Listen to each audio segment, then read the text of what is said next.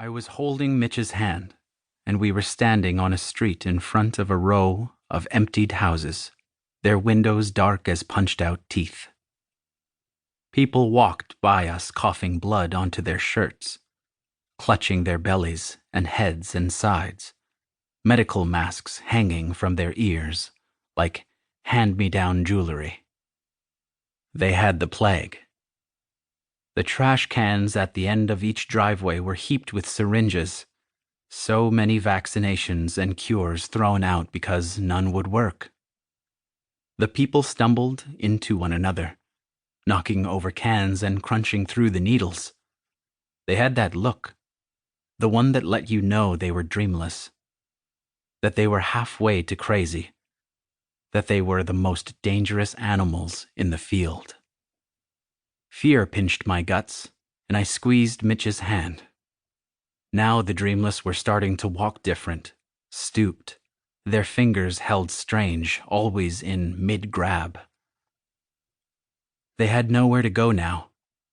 They'd stopped showing up for their shifts on rebuilding projects. They'd stopped loving their spouses.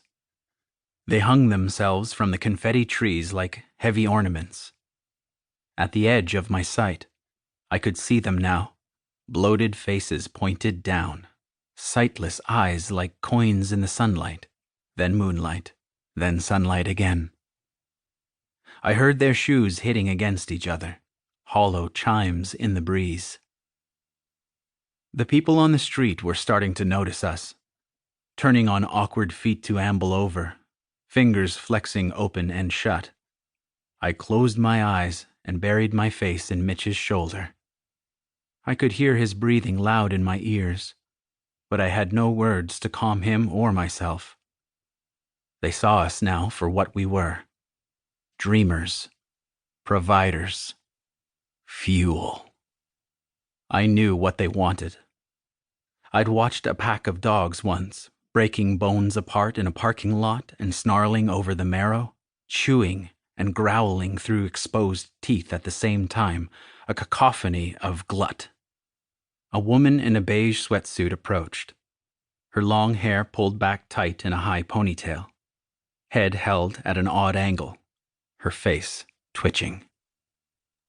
She took small steps toward us on white sneakers until I could feel her breath on my cheek.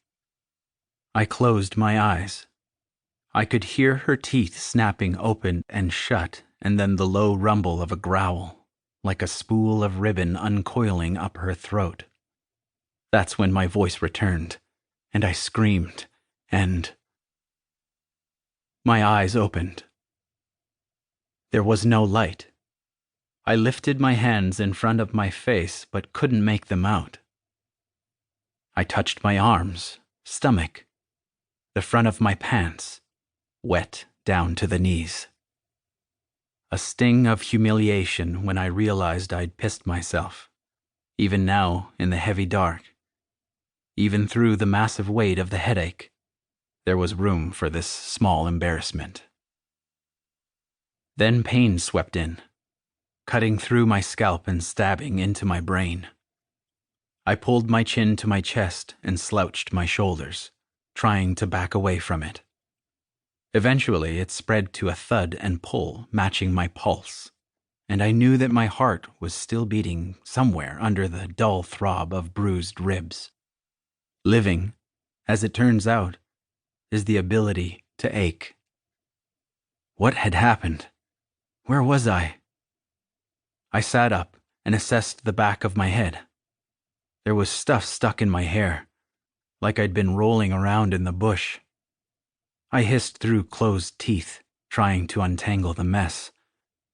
I grabbed what felt like a leaf and started to pull. Jesus Christ! There was a kind of tearing that I heard from the inside of my skull.